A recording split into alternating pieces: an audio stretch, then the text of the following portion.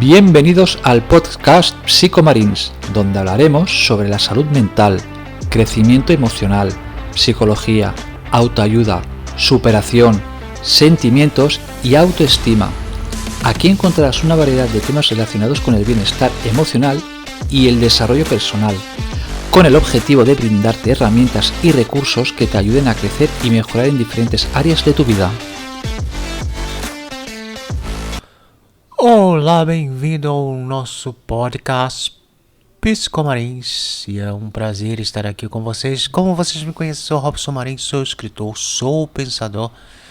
E você pode encontrar todos os meus livros disponíveis em Amazon, Casa do Livro, em todas as plataformas. Vamos falar sobre tipos de culpa em psicologia e as características e o impacto que elas podem ter na nossa vida.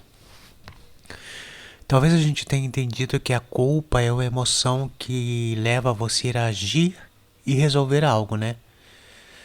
Embora a gente pense que a culpa ela é só uma e ela se centra só nesse sentimento doloroso que nos projeta entender que aquelas narrativas falsas que a gente fez, aqueles pensamentos, aquelas coisas que a gente fez no passado, que nos faz sentir aquele arrependimento.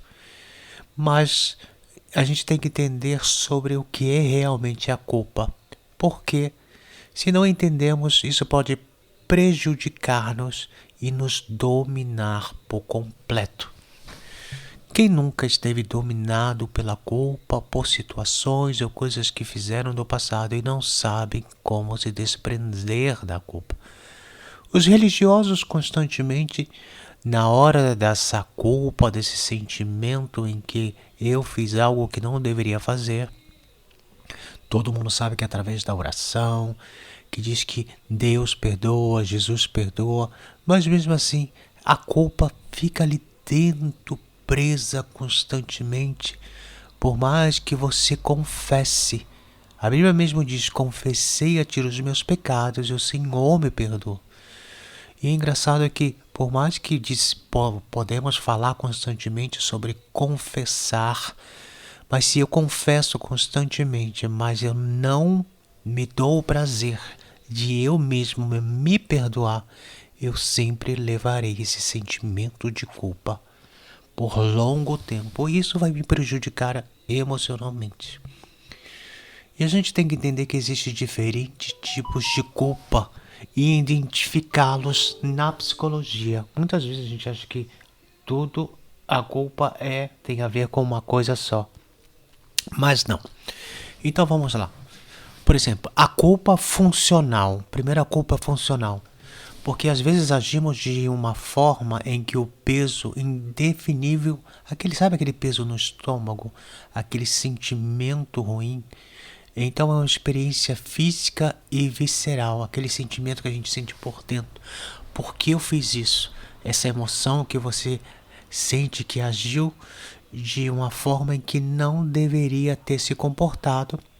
Então a culpa funcional ela age como uma forma de você tentar reparar naquilo que você sabe que você não deveria ter feito. E ela desempenha um papel funcional adaptativo que significa para nós, no nosso cérebro e na nossa coexistência social, em que ela me permite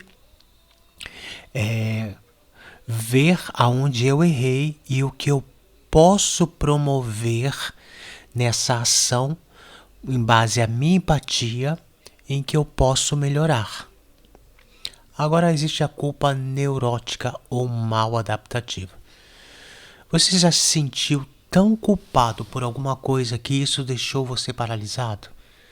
Deixou você sem conseguir dormir, deixou você com baixa autoestima, deixou você sem vontade de fazer nada. Essa sensação e essa emoção neurótica tão extrema que te impossibilita de você avançar ou de se relacionar ou de fazer certos tipos de coisa, porque esse perfeccionismo extremo te levou a uma ansiedade em que você não se sente digno de ser perdoado. Porque realmente a culpa ela nos arrasta para um terreno depressivo e persecutivo. Devido às nossas crenças irracionais, aquilo que nos ensinaram, e claro, sentir culpa está bem. Porque se eu sou uma pessoa que vou pela vida fazendo um monte de coisas e não me arrependo das coisas que eu faço, por exemplo, digo aquelas coisas ruins, então isso significa que você necessita evoluir muito. Porque essa ideia dessa realidade de um ato que eu necessito me punir por aquilo que eu cometi de errado, porque todo mundo se equivoca, todo mundo erra, mas eu levar para mim sempre essa necessidade de culpabilidade em que eu necessito constantemente para me sentir melhor, eu tenho que me punir constantemente. Isso não é sano, isso não é bom para a nossa saúde mental. Por exemplo, você sente que uma culpa tão grande porque você não conseguiu terminar ou fazer algo relacionado com aquilo que seus pais queriam. E embora você sabe que essa decisão foi certa, por exemplo, seu pai queria que você estudasse direito, ou seu pai queria que você estudasse tal coisa, mas você simplesmente não gostava do gosto do seu pai, de estudos do seu pai, e você simplesmente queria estudar aquilo que você realmente desejava estudar, mas se sente um pouco culpabilizado porque não há cumprido as expectativas do seu pai. E a gente tem que entender que o seu pai passou por uma fase em que ele também era jovem, ele era adolescente, ele teve os seus próprios sonhos, ele também teve que decepcionar os sonhos do pai dele, e o pai dele teve que decepcionar também os sonhos do outro pai dele, porque isso de seguir uma trajetória familiar, eu creio que depende de quem sim e quem não. Não estamos obrigados de seguir uma trajetória familiar em que eu tenho que ser porque o meu pai, meu avô, meu bisavô, meu tataravô e todos foram. Não, eu tenho que seguir o meu caminho e decidir o que eu quero. E qual é a culpa do sobrevivente? A culpa do sobrevivente tem a ver muito com a superação ou a situação adversa encontra outros.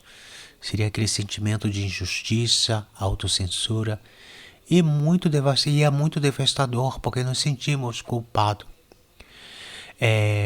Esse sentimento, essa dor imensa, ou essa experiência comum que a gente tem por alguém que sofreu um acidente, num desastre natural, alguém que, infelizmente, por exemplo, teve uma viagem de carro e ali, infelizmente, essa pessoa morreu porque o carro capotou e essa pessoa se sente culpada porque a outra pessoa foi e ela ficou viva e leva essa culpabilidade para sempre.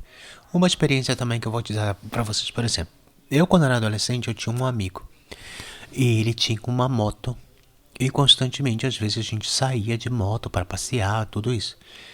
E eu lembro que um dia a gente tratou de se encontrar, a gente se encontrou numa segunda, deu um passeio de moto. E a gente tratou de se encontrar numa sexta-feira que a gente ia sair, ia passar toda a noite ali festejando.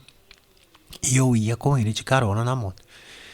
Infelizmente na sexta não pude ir, não sei o que aconteceu. Na segunda eu fui na cidade comprar um livro e a menina da livraria conhecia esse meu amigo. E ela me contou, você é amigo de fulano de tal, que morreu ontem, não? Eu falei, como que morreu ontem? Sim, porque ele teve um acidente de moto e ele morreu. E naquele momento eu pensei, meu Deus, a gente tinha planejado de sair junto e afinal ele foi sozinho, ele foi tentar ultrapassar uma van e a van deu nele que ele bateu longe e acabou morrendo. E naquele momento eu pensei, eu poderia ter sido eu também, porque eu estaria com ele de trás dele e poderia ter acontecido comigo. E eu fiquei uns dias um pouco deprimido e ao mesmo tempo dizendo, poderia ter acontecido comigo também. E me sentia assim tão mal. Então essa culpa, às vezes, do sobrevivente, em que um vai e o outro fica, em que você pensa, por que eu também não fui? Você já passou por isso? Ou teve alguma experiência desse tipo de que, por que ele teve que ir e eu tive que ficar? Porque eu também não tive que ir junto com essa pessoa. E a culpa antecipatória. Essa culpa antecipatória é antes que aconteça algo, a gente já vai antecipando tudo. A gente vai trazendo aquela angústia, idealizando algo que ainda não passou.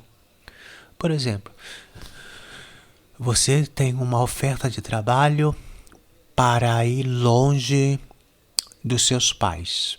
Então essa culpa, ela te torna assim, eu vou ter que deixar os meus pais sozinho, ou o meu namorado sozinho, vou ter que ir para um lugar longe e eu não sei o que fazer, eu não quero deixar ele sozinho, e ao mesmo tempo é aquela luta entre realizar esse sonho que tanto você desejou, como uma proposta de emprego, como outras coisas, como um curso, uma faculdade.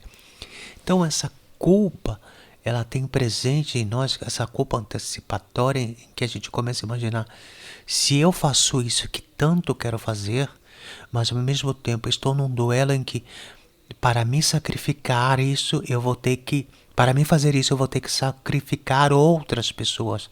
Deixar meus pais sozinhos, deixar fulano de tal, deixar tudo que eu tinha antes. Então essa culpa, a gente tem que aprender a lidar com ela e decidir. Decidir que, independente se funciona ou não, pelo menos você tentou. E a culpa existencial? A culpa existencial, ela vem surgindo, ela surge dessa consciência das nossas escolhas. Sabe essa afinidade que a gente tem com a vida e da responsabilidade pelo nosso próprio destino? Isso seria a culpa existencial. Um exemplo seria, imagine que você agora tem 90 anos e você olha para trás e pensa assim, quantas coisas eu deixei de fazer na minha vida porque eu dei ouvido às outras pessoas. Ou quantas coisas eu poderia ter feito, mas eu tomei um caminho que não deveria ter tomado. Sabe aquele sentimento de infelicidade, de não se sentir satisfeito porque tomou uma decisão às vezes errada, e esse impacto para ti foi como que negativo, como que se você tivesse desperdiçado toda a sua vida. E na verdade você começa a olhar para trás e dizer, tantas coisas eu podia ter feito, mas por medo, por X tema, eu decidi não fazer. E a culpa induzida ou manipulada. Esses tipos de culpa, sabe, aquele tipo de pessoas que são induzidas por exemplo, pela mãe, pelo pai. Por exemplo, uma mãe que diz assim, imagine você morando sozinho, você não vai conseguir fazer nada sem mim. Sem mim você não vai conseguir nada. Ou imagina você sozinho, você não vai sobreviver tanto tempo. Ou se você fazer tal coisa, não vai funcionar. Sabe esse tipo de culpa manipulada em que as pessoas tentam te manipular e destruir tua autoestima, enfraquecendo a sua identidade para limitar a sua capacidade de tomar decisão. Quantas decisões você deixou de tomar por medo dessa culpa manipulada? A culpa será sempre uma emoção persistente, pero necessitamos saber como dominá-la e transformá-la também entre aquilo que eu já falei há muito tempo, a culpa adaptativa e a culpa construtiva, a adaptativa e destrutiva. Que tipo de culpa você sente nesta hora? Você sentiu uma culpa em que na verdade ela te transformou a ser uma melhor pessoa? Ou você ainda carrega uma culpa que te destrói constantemente? Bom, um abraço de Robson Marins.